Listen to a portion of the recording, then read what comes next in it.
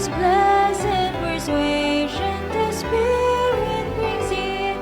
The Lord is my light, my joy and my song. By day and by night, He leads me along. The Lord is my light, my joy and my song. By day and by night, He leads me along. The Lord is my light, though clouds may arise. They stronger than sight, looms up to the skies, where Jesus forever, glory then reign. Then how can I ever in darkness remain? The Lord is my light, my joy and my song. By day and by night, He leads me along.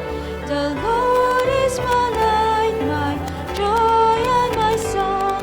By day and by night, He leads me along. The Lord is my light, the Lord is my strength. I know in His might I'll conquer at length. My weakness in mercy covers with power, and walking by faith, He uphold me sure. The Lord is my light, my joy and my song. By day and by night, He leads me along. The Lord is my light, my joy and my song. By day and by night, He leads me along. The Lord is my light, my all and in all. There is in His sight no darkness at all. He is my Redeemer, my Savior and King. With saints and with angels, His praises I sing. The Lord is my light, my joy and my song. By day and by night, He leads me along. The Lord is my light, my joy and my song. By day and by night, He leads me along. Okay, magandang gabi po. Medyo late na po, kaya mag-umpisa po tayo ng ating Singspiration. Bahala na po si Alchi mag ano ng ating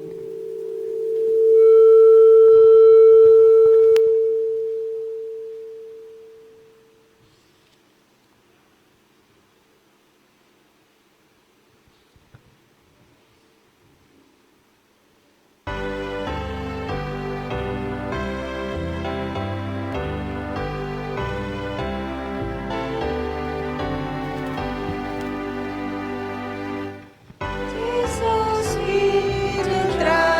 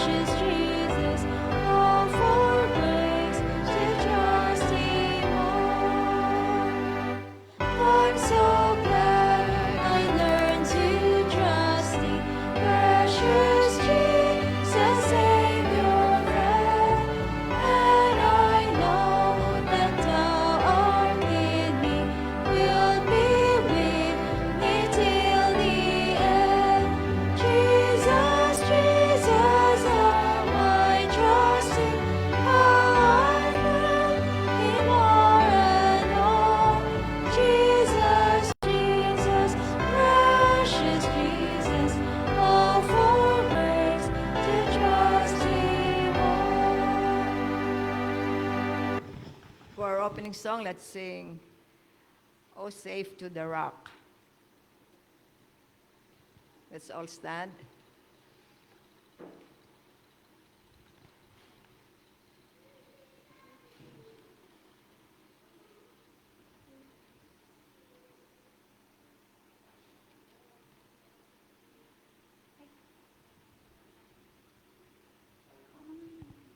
"Oh, Safe to the Rock."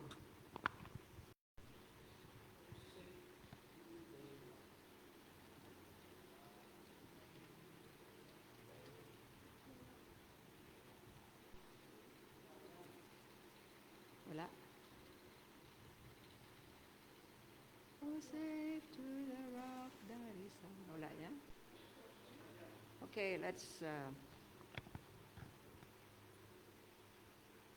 "Oh, Jesus, I have promised."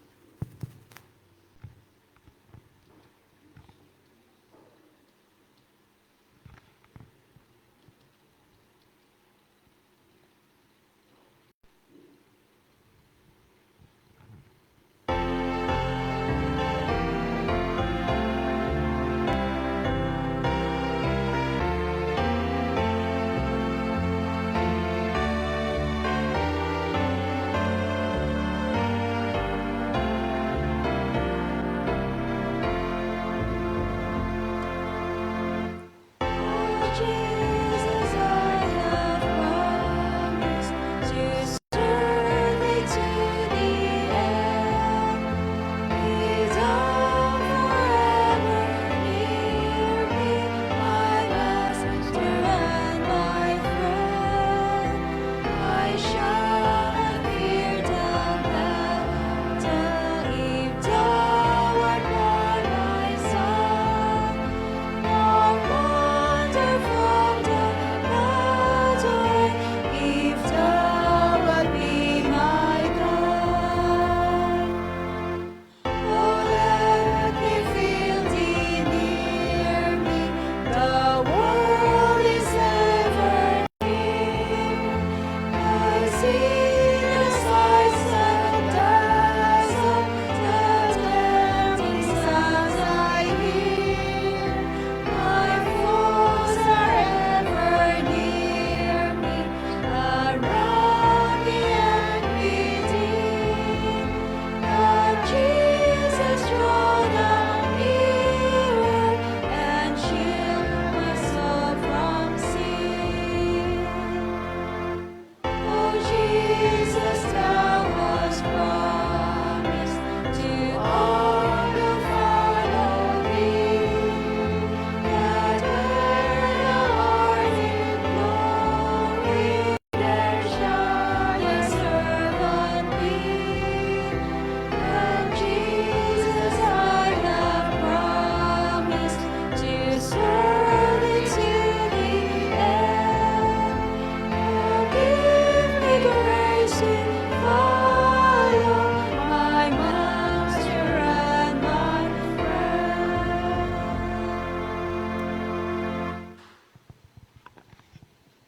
Tayo'y manigluhod mga kapatid sa ating panalangin.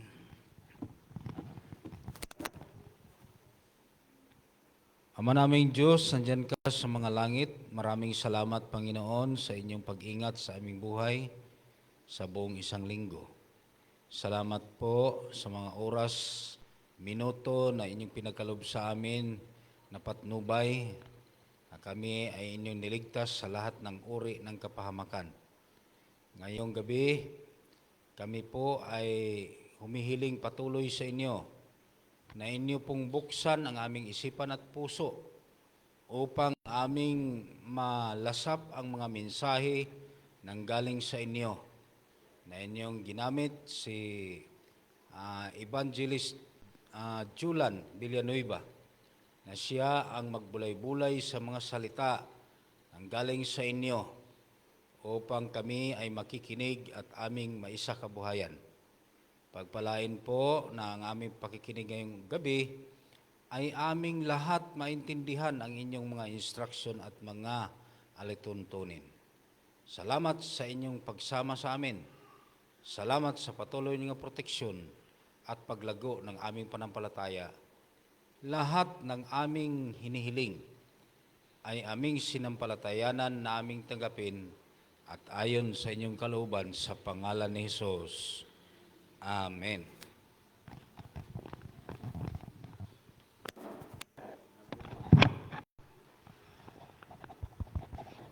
Okay, happy Sabat po sa inyong lahat mga minamahal kong mga kapatid. Bagaman ngayon ay gabi, subalit ngayon po ay bahagi na ng araw ng Sabat. Sa paglubog pa lang ng araw kanina ay Sabat na po. Kaya purihin ang Panginoon sapagkat tayo po ay narito upang muli po nating sambahin ang ating Diyos na manlalalang na atin pong pinupuri at sinamba sa buong sa lahat ng panahon. No? So, ang atin pong sequence ng ating pagkakasunod-sunod ng ating pagsamba ay tayo po ay pinangunahan ng ating chorister. Thank you, Ma'am Mercy, na nagbibigay ng kusang loob upang magpaawit. No? So, yung atin pong schedule ngayon ay pamanhin po na sapagkat nagkaroon kami ng meeting noong Sabado ng hapon at ito po ay naibigay sa tuwing Biyernes ang mga kabataan, young people. Kaya po nakita ko kanina sa Facebook ang in charge o magdala ngayon sa ating bisper ay ang mga kabataan. So dahil po ay ang mga kabataan ay hindi pa rin po sila nakapag-uusap at sila ay marahil. Ito po ay babasahin pa naman bukas. Sa susunod na Friday, makahanda na sila sapagkat hindi pa sila prepared sa mga oras na ito sapagkat hindi pa sila nakapag-meeting. No? Okay, so magbigay po tayo ng konsiderasyon sapagkat may mga konting kailangang unawain. No? Ang atin pong pangunguna. So, ang nagbigay po sa atin ng opening prayer ay ang isa sa ating mga elders, Brother John Mascardo. At tayo po ay pangungunahan ngayon ng pag-awit ni Brother John Mascardo din ang mag-awit sa ating ating special song. Pagkatapos mga kapatid ay makarinig tayo sa salita ng Diyos na ibabahagi sa atin ng ating leader ng ating literature evangelist na patuloy na ginagamit ng Panginoon sa lugar ng Puerto Princesa at sa mga sulok ng Palawan sa pagdadala ng mga pinatik, mga babasahin sa kalakip ng pagdating ng ating Panginoon. So, bago natin ibibigay kay Sir Jolan Villanueva ang mensahe, ay atin mo lang mapakinggan ang mensahe ng awit na ibibigay sa atin ni Brother John Mascardo.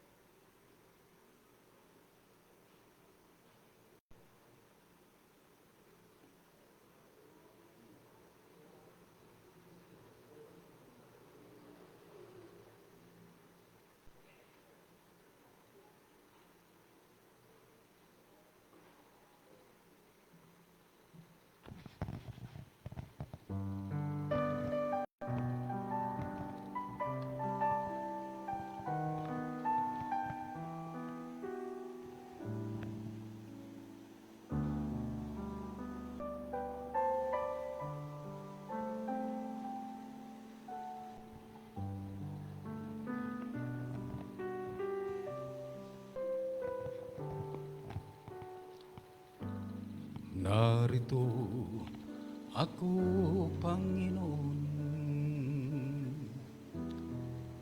nag-isa na lulumbay. Di batid ang aking gagawin, ako'y lito sa aking buhay. Ang bukas ay hindi ko alam, di rin alam ang gagawin ngayon. Ang kailangan ko'y kagapay sa paglimot ng kahapon. Maging madilim man ang gabi, ay darating din ang umaga. Huwag mag-alala, magtiwala sa Kanya. Kung ano man ang gumugulo sa isip mo, ang Diyos lang ang tanging sandigan mo.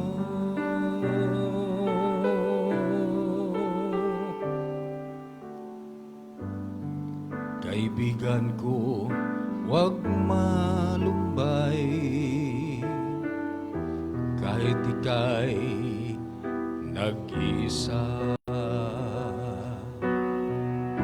Ano man ang iyong nakaraan,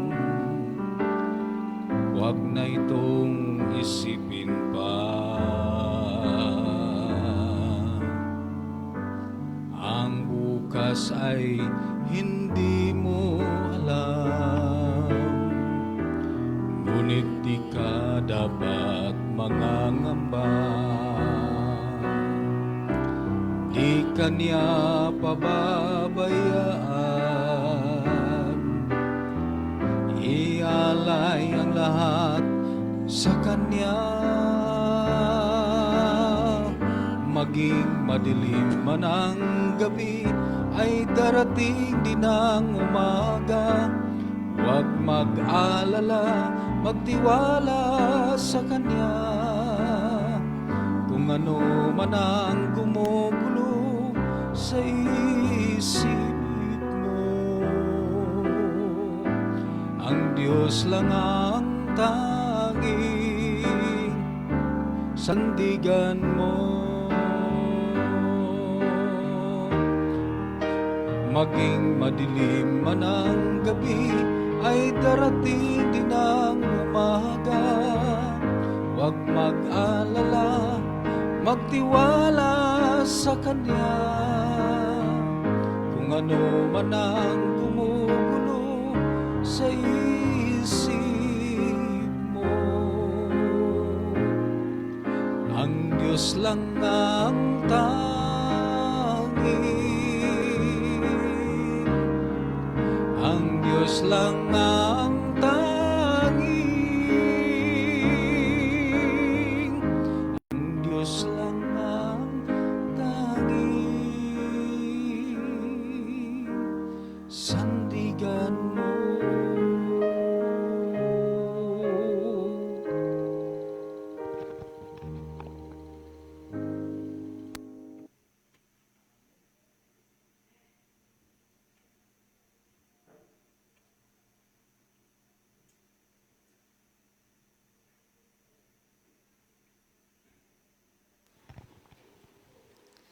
Purihin po natin ang Diyos, mga kapatid, sa mensahe ng awit. Ang sabi doon ay mayroong mga panahon na madilim, subalit mayroong umaga na darating. Amen? At walang iba, kapatid, na magiging sandigan ninyo, walang iba na magiging sandigan natin na mag-aalala sa ating kapatid at magpo-provide ng ating pangailangan, walang iba kundi ang ating minamahal na Diyos. Amen? So, sa gabing ito, kapatid, hindi ko po alam na ako po ay magiging speaker ngayong gabi, subalit ang inyong lingkod, kapatid, ay ugali ko na po talaga na every time na ako po ay sasamba sa tahanan ng Diyos, just in case na ako po ay tawagan, lagi po akong handa. Lagi ako may baon, kapatid. Sabi ko nga minsan nag-usap kami ni Mrs., sabi ko parang pag ako ay nag-church, lagi akong speaker. Pero kapatid, alam niyo po, darating din sa buhay natin minsan, pag ikaw po ay speaker, gusto mo rin minsan na umupo at makinig. Kasi parang tayo, nag-i-encourage tayo, nagpapalakas tayo ng pananampalataya ng iba. Pero tayo, kailan din natin sabi nga, kung sa motor, kailan din masalinan din.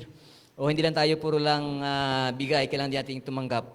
Okay, so sa gabing ito, kapatid, ang pag-aaral po natin ay maiksi lamang ito. At ito po ay ating matatagpuan sa aklat ng Samuel.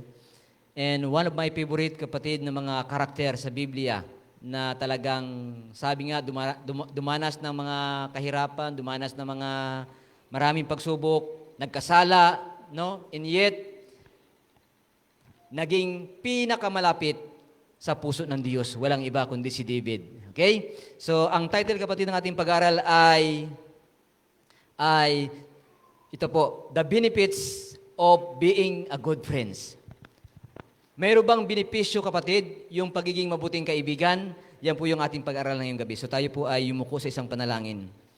Minamahal po naming Diyos, maraming salamat po sa gabing ito na ang inyong salita ay aming muling mapapakinggan.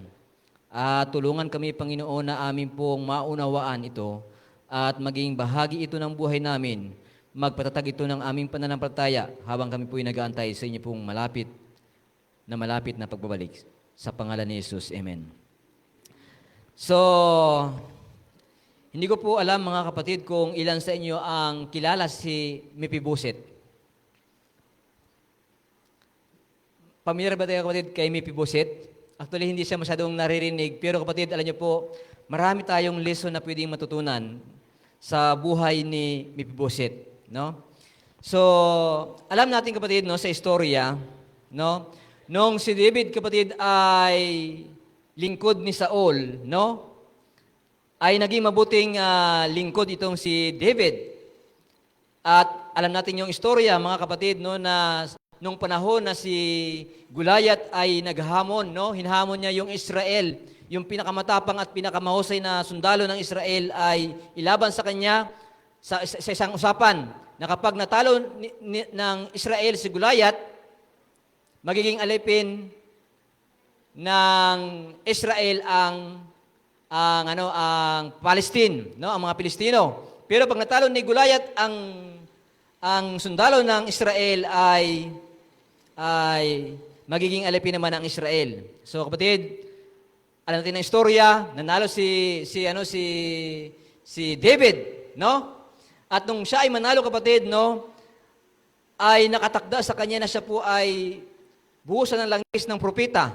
Kapitan po ni Samuel, at siya po ay naging hari, kapalit, no, ni Saul. Pero ang istorya, mga kapatid, ay ganito, no? Nung si Saul pa ang hari ng Israel, nagkaroon po ng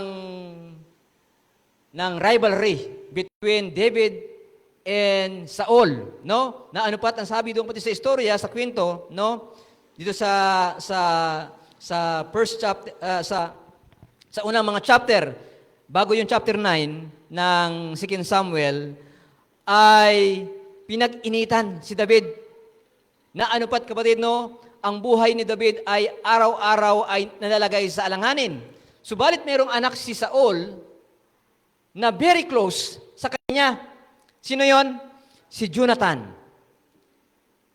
Si Jonathan, kapatid, ay tapat, mabuting kaibigan kay David.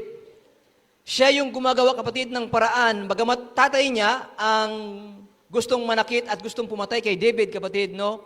Gumagawa si Jonathan, no, ng mga pamamaraan para po mailigtas ang buhay ni David. At ang magkaibigan ito, kapatid, no, ay tinatawag natin talagang best friend. O mayroong, di bang BFF ngayon yung mga kabataan natin? Ano ba yung BFF? Best friend forever ba yan? Ang meaning yan? Kapatid, no, sa Biblia, si Jonathan at si David ay meron silang sumpaan. Meron silang, kumbaga, compact na kahit ano ang mangyari, tayo ay best friend. Kahit tatay ko pa yan, hindi ko siya kukonsintihin na tatay ko siya, ipapahama kita dahil kaibigan kita. Lahat ng pwede kong maitulong, magawang mabuti sa iyo ay gagawin ko, maging kamatayan man ang magiging resulta. At kapatid, no, sa istorya, no, namatay na po si Jonathan. Sa verse 9, kapatid, ito po ang tala ng banal na kasulatan. Ang sabi dito, ganito. Minsan, nagtanong si David, mayroon pa bang nalalabi sa sambahayan ni Saul? Si David na po ang hari dito. Ibig kong ipadama sa kanya ang aking pagmamahal alang-alang kay, ano sabi ito? Alang-alang kay Jonathan. Kapatid, the first lesson na pili natin matutunan ngayong gabi, kapag tayo po ay mayroon pong mabuting relasyon, naging tapat tayo na kaibigan, sa kabila ng maraming mga challenges, hindi natin ibinagsak, hindi natin ipinahiya, hindi natin ichinismis, no? Hindi natin siniraan ang ating kaibigan, kapatid. Ang sabi dito, kapatid, no? Aalalahanin ng hari ang iyong kabutihan alang-alang sa relasyong pinagsamahan. So the king remember, kapatid, no? Yung salinlahi ni Saul. Bagamat si Saul po ay gumawa ng hindi maganda kay David for many times, kapatid. And yet, because of Jonathan, his best friend, kapatid, no? Ang sabi ng hari, mayroon pa bang natitirang lahi o offspring o salinlahi itong si Saul? Ito po ang sabi ng banal na kasulatan, kapatid. Sa verse 2, ang sabi dito ay ganito, nang buhay pa si Saul, may alipin siyang Siba ang pangalan. Kaya ipinatawag ito ni David. Paglapit ni Siba, tinanong siya ng hari, ikaw ba si Siba? Opo, tugon niya. May nalalaman ka bang buhay sa sambahayan ni Saul? Hello, kapatid, remember, Saul is not good, no? In terms with David, kapatid, no? Talagang, sabi nga, pinag-interesan talaga ni Saul na mamatay si David para wala maging hadlang sa kanyang kapangyarihan, no? Kasi si David noong time na yun ay sumisikat, no? Para siyang mas sikat pa siya kay Saul, no? Ayan, ang sabi dito, no? Ayan, sabi niya, ibig ko siyang may nalaman ka pa bang buhay sa sambahayan ni Saul? Ibig ko siyang tulungan, no? Ayon sa aking pangako sa Diyos. Wow, may pangako pala itong si David, no, na hari ng Israel sa Diyos, wika ng hari. Mayroon po, sabi ni Siba, si Mephibosheth na anak po ni Jonathan. Siya po'y isang lumpo. Lumpo pala ito si Mephibosheth. Tugon ni Siba. Saan siya naroon? Tanong pa ng hari. Nasa Lodihar po, kapinsan ni Makir na anak ni Amiel. Tugon ni Siba. Ipinasundo agad ni David si Mephibosheth. Nang maiharap siya kay David, siya ay nagpatira pa bilang pagbibigay galang. So kapatid, tandaan niyo po si Mephibosheth ay isang lumpo, siya ay anak ni Jonathan. Pagharap sa hari, kapatid, no, matindi po. Talagang siya po ay nagpatira pa. Sabihin, ganun po yung paraan ng paggalang sa hari. Ako nga po, tugo naman nito. Sinabi ni David, ipinatag mo ang iyong loob. Gagawin ko ang lahat ng magagawa ko para sa iyo alang-alang kay Jonathan. Ibabalik ko sa iyo ang lahat ng lupain ng iyong lolong si Saul at laging nakahanda ang aking hapag para sa iyo. Second thing, kapatid, no? The first thing kapag tayo po ay nakapag-build ng isang magandang relasyon, kahit patay ka na, kapatid, no, may favor. No? Aalalahanin, kapatid, ng hari ang lahat ng kabutihan na iyong ginawa at ibibigay yun, kapatid, maging sa iyong mga anak, maging sa iyong mga apo o salinlahi. And I believe, mga kapatid, no, ang Diyos natin, ang sabi ng kawikaan, mayroon tayong isang kaibigan na hindi nangiiwan. Mayroon tayong isang totoong kaibigan, walang iba kundi si Jesus. Amen? Kapag tayo po ay nagkaroon ng isang mabuting relasyon sa Diyos, kapatid, kahit na tayo po ay mamatay, aalalahanin niya ang ating kabutihan. At kung mayroon pong nabubuhay sa ating pong salinlahi, kapatid, nabubuhay pa yung ating mga anak, nabubuhay pa yung ating mga mahal sa buhay, kapatid, ang sabi ko dito, the second thing, the second benefits, no, ng pagiging mabuting kaibigan ay hindi kanya lang alalahanin, God will restore kung ano ang nawala sa iyo, ibabalik sa iyo ng Diyos. Amen? Marahil, kapatid, sa buhay natin ay nawalan tayo ng kaibigan dahil sa ating pagtatapat sa Diyos. Marahil sa buhay natin, kapatid, sa ating paglilingkod, no, nawalan tayo ng ari-arian dahil sa pagpili mong sumunod sa Diyos. Nawalan ka ng trabaho, nawalan ka ng kapangyarihan, no, nawalan ka ng impluensya, and yet, kapatid, kapag maganda ang ating relasyon sa Diyos, God will restore it. Kaya nga, kapatid, no, ngayong gabi, gusto kong pasalamatan ng Panginoon, no, na yung lupa namin, kapatid, nung kami po ay mag-commit sa gawain ng Diyos, mga minamahal na kapatid, kami po ay presente, nung time na yon, kami po ay mga guro. Nung kami po ay mag-commit sa gawain ng Panginoon, mga minamahal na kapatid, bilang literature evangelist, yung pribilehiyo namin na nakukuha sa pagiging empleyado ng gobyerno, nawala yun. 2 lote namin, kapatid, amin po itong ibininta para po maging puhunan namin, no, sa paglilingkod sa Panginoon. But the Lord is good enough, kapatid. After 10 years in ministry, sir, ibinalik sa amin yung lupa na aming ibininta alang-alang sa gawain ng Diyos. Wow! Praise the Lord! Kapatid, naiiyak ako, sabi ko, Panginoon, we sacrifice yung aming career because we believe in you and we trust in you na sa aming pagsunod sa iyo, hindi man magiging madali, but the Lord is good enough, kapatid. Nirestore niya pati lupa namin ngayon. Amen? Kapatid, napakabuti ng Diyos. Kaya sabi ko, Panginoon, salamat na kapag maganda pala ang pundasyon, maganda pala yung aking relasyon sa iyo, bagamat ako ay makaranas ng maraming mga bagay na minsan mawala yung kaibigan ko, no? Yung pamilya mo, minsan hindi na sa'yo maniwala yung pamilya mo, kapatid, dahil pinili mong sumunod sa Diyos, pinili mong sundin ang kanyang kalooban, kapatid, everything, i-restore ng Diyos sa atin, mga kapatid ko. Anumang nawala sa iyo. Atin pong ipagpatuloy, mga kapatid ko. Ang sabi pa dito, no? Sa verse 8, nagpatira pang muli si Mephibosheth, kapatid, no? Hindi maisip ni Mephibosheth.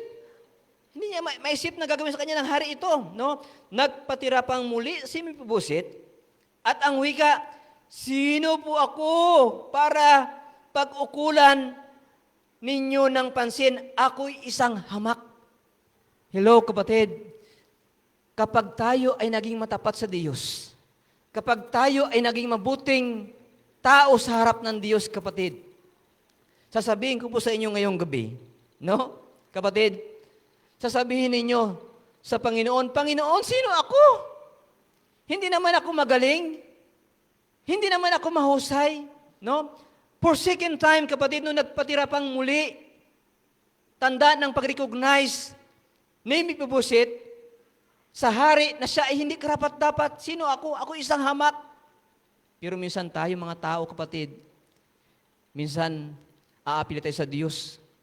Panginoon, nasaan ka? Pinabayaan mo ko. Pero si Mephibosheth, kapatid, no? He was favored by the king, and yet, no? He claimed himself nothing. Tinignan niya ang kanyang sarili na wala, hamak sa harap ng hari. But look, mga kapatid, tingnan niyo po kung ano po ang sinabi ng hari. Verse 9, tinawag ni David si Silba at sa harapan niya sinabi, ibibigay ko sa apo ni Saul, walang iba si Mephibosheth, ang lahat ng ari-arian niya. Wow, kapatid, kapag ang Diyos pala po mag-restore sa atin, He will completely restore us. And everything, kapatid, na nawala sa atin dahil sa ating pagpili na sumunod, sa ating pagpili na maging matapat sa Diyos, everything will be provided. Wow! Ito po yung pangatlong benepisyo, kapatid, no, ng pagiging mabuting kaibigan. No? Sa hari. Tayo, ang hari natin, kapatid, no, walang iba kundi ang Diyos. No? Kung si David, inilala niya ang kabutihan ni Jonathan bilang mabuting kaibigan, nakinabang ang kanyang anak, nakinabang ang apo ni Saul, sa atin pa kaya? Sa atin pa kaya, mga minamahal na kapatid, hindi kayang gawin ng Diyos? Okay, sa pagpatuloy po, no? Sabi pa dito, ang lahat ng ari-arian niya at ng kanyang sambahayan. Wow! No? Hindi lang po si Mephibosheth, kapatid, no, kundi yung buong sambahayan ni Mephibosheth bilang anak ni Jonathan at apo ni Saul, no? Ang hari ay mag-provide ng lahat ng ito. Ito pang matindi, mga kapatid. No? The verse 19, verse 10.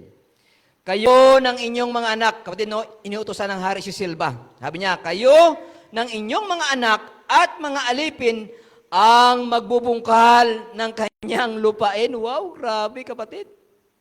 Isipin mo, gagawin ng Diyos. Ibibilis ka ng Diyos, kapatid. Hindi muna kailangang paghirapan.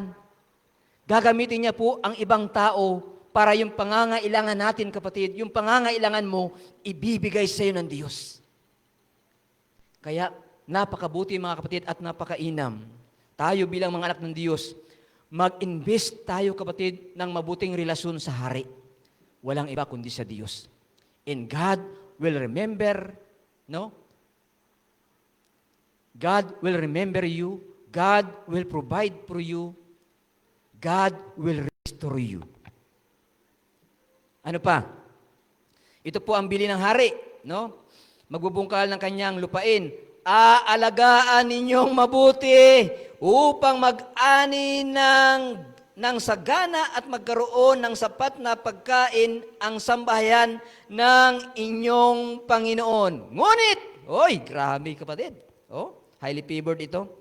Ngunit si Mephibosheth ay sa akin sa salo ng pagkain. Kapatid, ang pang-apat na benepisyo ng mabuting pakipagkaibigan sa tao at sa Diyos, kapatid, no, ay magdadala sa atin ng mabuting relasyon. Na ang sabi ng Panginoon, alagaan ninyo, no?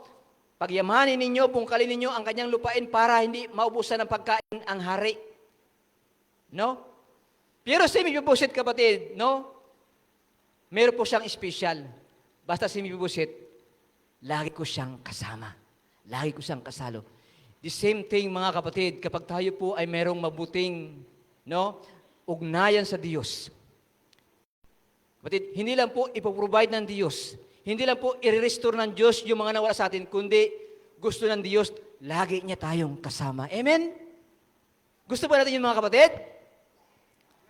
Kapatid, kung si Mephibosheth, kapatid, I was inspired by the life of Mephibosheth. Wala naman siyang ininvest, kapatid, pero yung kanyang tatay, mayroong mabuting relasyon, kapatid, napaboran itong si Mephibosheth at ang kanyang buong sambahayan. Okay? Sa pagpapatuloy po, ito po ang sabi ng banal na kasulatan, ang mga anak ni Silba ay 15 at 20 ang kanyang mga alipin. Sinabi niya, masusunod pong lahat ang inyong utos. Wow! Kamahalan. At mula nooy kasalo na ni David si Mephibosheth. Parang tunay na anak niya. Wow! Kapatid, kung titingnan natin yung ating sarili, nung wala pa tayo sa Panginoon, sino ba tayo? Di ba tayo yung mayabang? Tayo yung walang pakialam? Tayo yung taong walang malasakit? But nung makilala natin ang Panginoon, kapatid, no, nagbago ang lahat. At ang pangako ng Diyos, kapatid, sa kanyang mga kaibigan. Ang sabi ng Panginoon one time sa kanyang sermon, sabi niya, mga alipin. Tayo po ay tinuring ng Diyos na alipin. Pero habang papalapit ang kamatayan ni Jesus sa krus ng Kalbaryo, kapatid, naging malapit din ang relasyon ng mga tao sa Kanya. No? Ang sabi niya, noon kayo'y alipin, pero ngayon akin kayong kaibigan.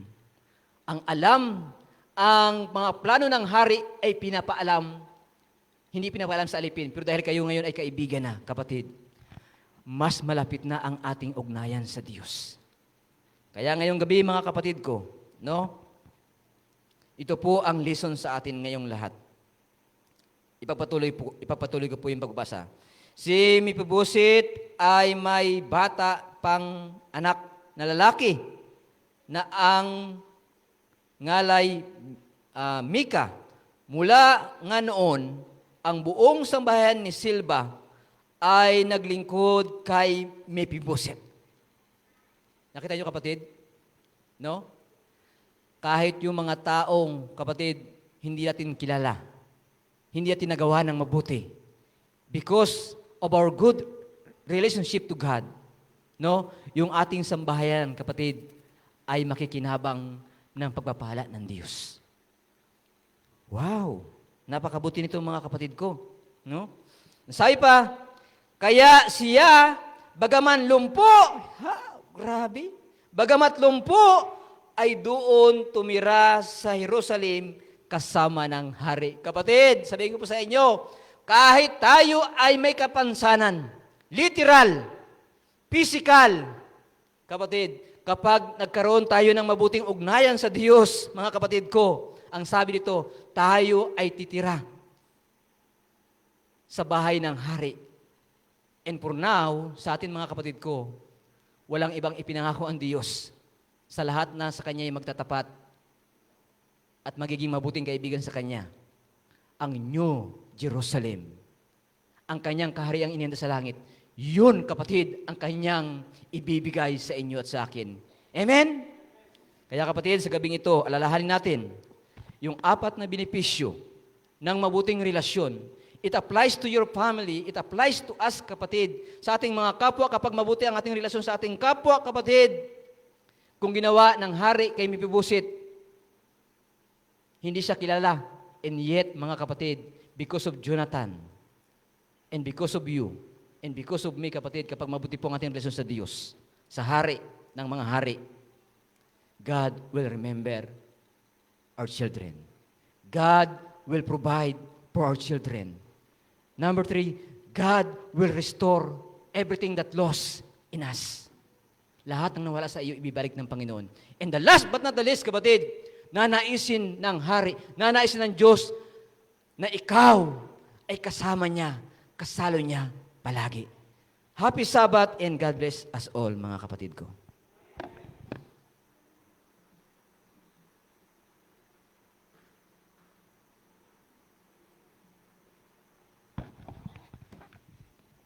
Thank you. And response to the message, let's sing, "'Tis so sweet to trust in Jesus."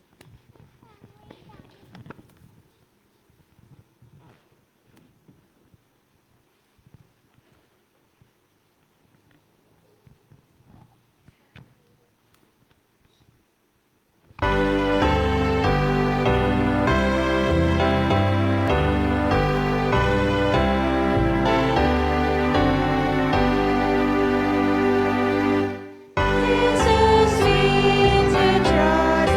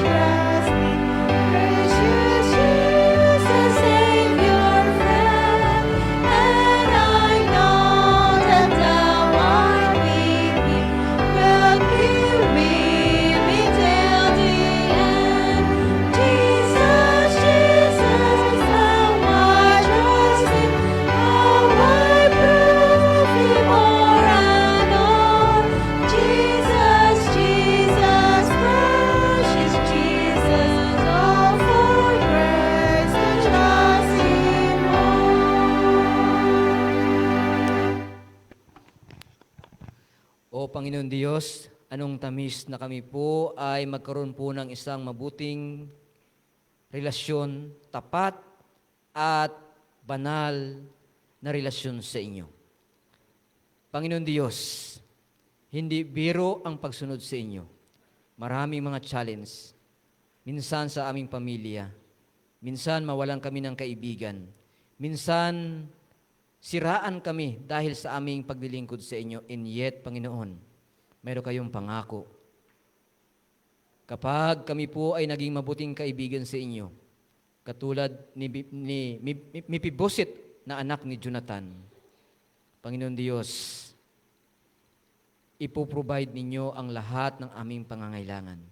Aalalahanin ninyo ang kabutihan namin, Panginoon, na ginawa at lahat ng nawala sa amin ay inyo pong ibabalik. At higit sa lahat, dakilang Diyos, salamat sa napakabuting pangako na kami po ay nais ninyong makasama ninyo, hindi lang ngayon, kundi magpakailan-kailan pa man. Hindi dito sa lupa, kundi dyan sa bagong langit, sa bagong tahanan namin na inyong inihanda. Tulungan kami, Panginoon, mula ngayong gabi, na kami po ay magtatapat, mananatili, at patuloy, Panginoon, na magtitiwala sa inyo upang ang lahat ng ito, Panginoon, na ginawa ninyo kay Mephibosheth ay gagawin din naman ninyo sa amin at sa aming buong sambahayan. Sa pangalan ni Jesus. Amen.